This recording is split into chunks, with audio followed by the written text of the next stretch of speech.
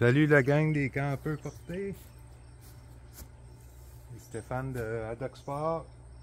C'est mon premier camper, puis là, je suis en train, c'est un usager, je suis en train de tout regarder puis mettre ça à mon goût pour pas avoir de problème dans le bois.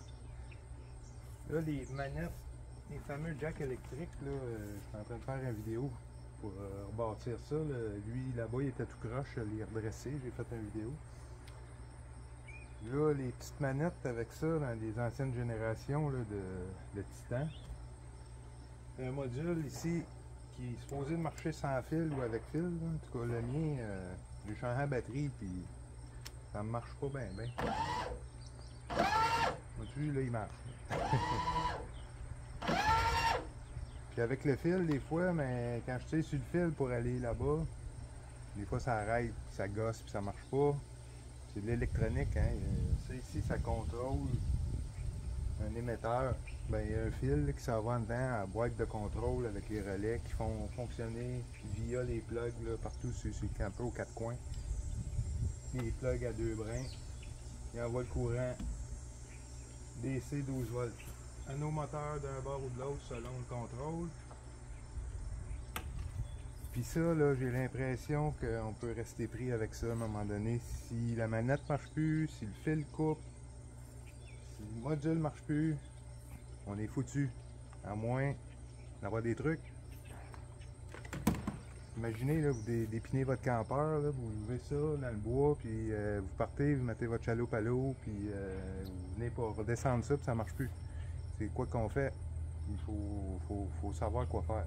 Fait que, on peut faire marcher les moteurs individuellement avec une batterie 12 volts ou toutes les quatre ensemble si on est débrouillard et on a des trucs.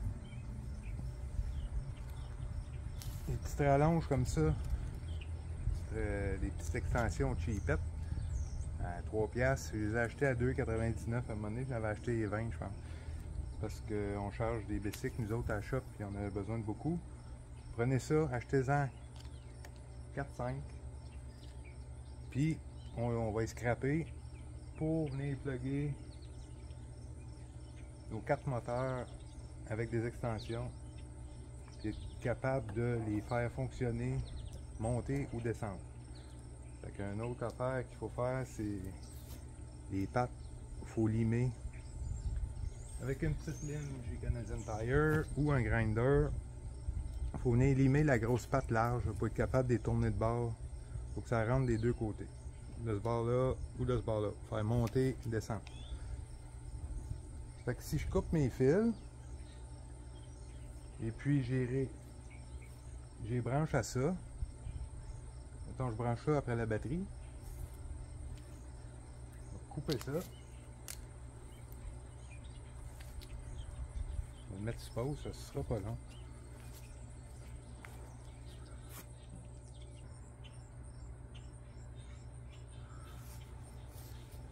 Okay. Alors, je suis allé chercher ce qu'il faut.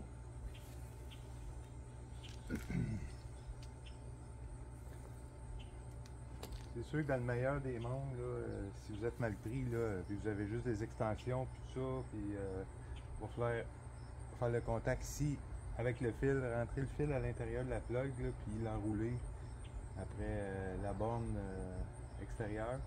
Ça se fait. Encore mieux que ça. En tout cas, ça c'est. J'avais acheté ça sur Amazon. C'est des petits clips. Les mini clips, là, ça coûte genre 10$ pour 50 ou 20, je me souviens plus. Puis j'ai pris un fil d'extension. Puis j'ai soudé les clips après. Fait qu'avec ces petits clips là, je suis capable d'en rentrer une dans le mâle, dans le femelle, puis une par-dessus le mâle comme ça pour pas qu'il se touche. Hein, très important, pas qu'il se touche. Et puis à l'autre bout, j'ai deux autres clips. Fait que j'ai juste à venir sur ma batterie.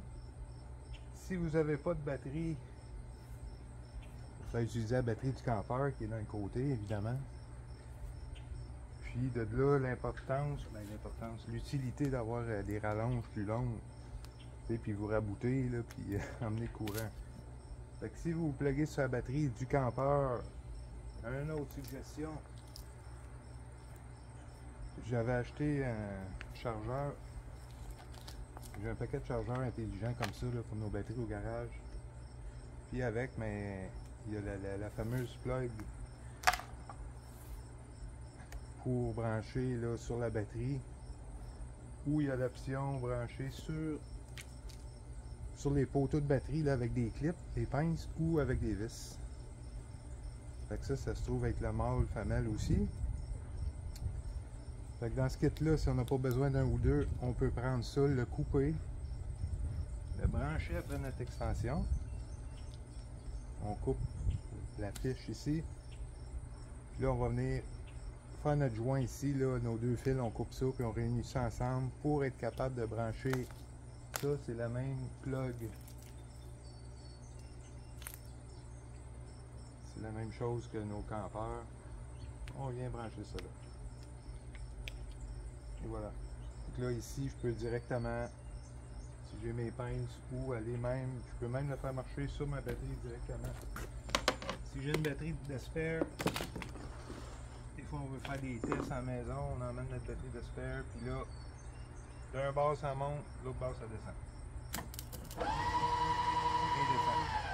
Je veux que ça monte, je vais ça de bord, puis là ça monte. Faites attention pour vous brûler parce que ça peut chauffer. Si les connexions sont pas bonnes, ça vient chaud.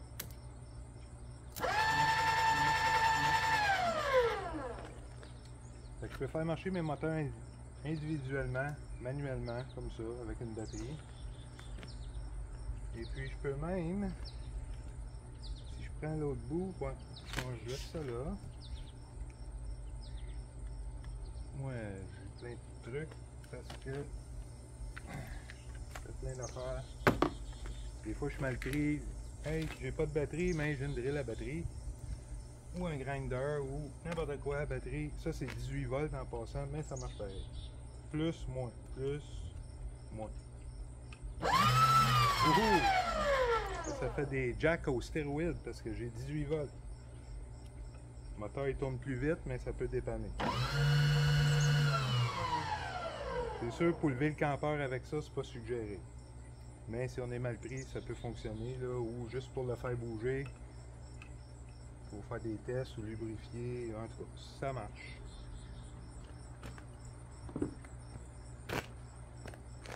Fait que là, l'idée, les amis, c'est, si vous avez plusieurs extensions comme ça, vous allez brancher les 4 moteurs avec ça, soit avec des pinces comme je vous ai montré, ou avec des connecteurs, ou les rentrer dans le trou, là, puis en bonne franquette, là, si vous êtes bien mal pris, vous coupez, vous épluchez le fil, vous dénudez le fil, puis vous le tapez, positif, négatif. Après ça ici, si on a plusieurs extensions, je peux venir brancher un moteur, 2 moteurs, 3 moteurs. Puis vu qu'il y a juste 3 fiches, puis il manque un 4e, je peux venir tricher, mettre une autre extension à 2 piastres.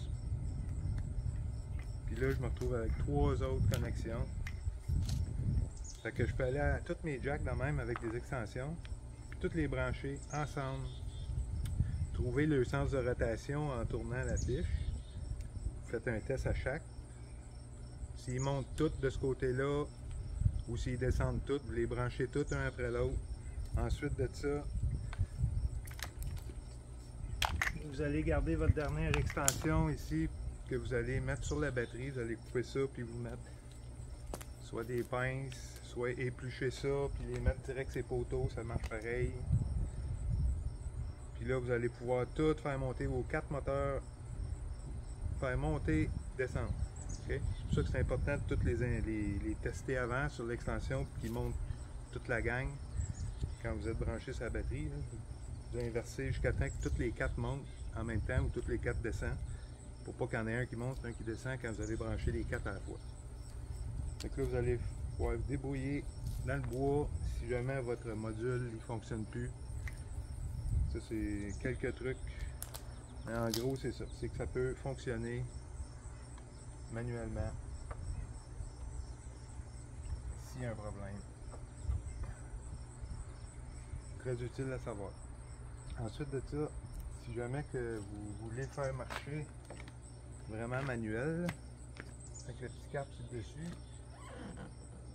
un tournevis, c'est peut-être mieux pour les doigts. Bon, enlever le petit bouchon sur le dessus en plastique. C'est fait pour ça, pour mettre un ratchet 3/8. Sauf que vous allez trouver la ronde des longues si vous n'avez 4 pieds chaque à monter ou descendre. Là. Ça se fait. Dernier recours. Autre truc, c'est sûr que ceux qui sont débrouillards, ils vont y avoir pensé, mais si on enlève la guire intermédiaire entre les moteurs, mettons qu'il faut vraiment que vous levez les 4 jacks de 2 pieds là, avec ça. Vous pouvez enlever la guire intermédiaire entre le moteur et puis la tige filetée à l'intérieur. Il y a une guire dans le milieu. Si on enlève les 4 vis en dessous du cap, on enlève le cap. On peut aller juste enlever cette guire-là, puis remettre le cap. Je l'ai fait. Important de remettre le cap là, pour que ça se tienne. Puis là, vous n'aurez pas le moteur à tourner. Là, ce qui est dur, c'est le moteur aussi. Le moteur, il est dur à tourner parce que c'est décommandé là, 40 fois. Fait que si le moteur il tourne plus, vous allez juste avoir la vis sans fin, puis vous allez pouvoir travailler plus facilement.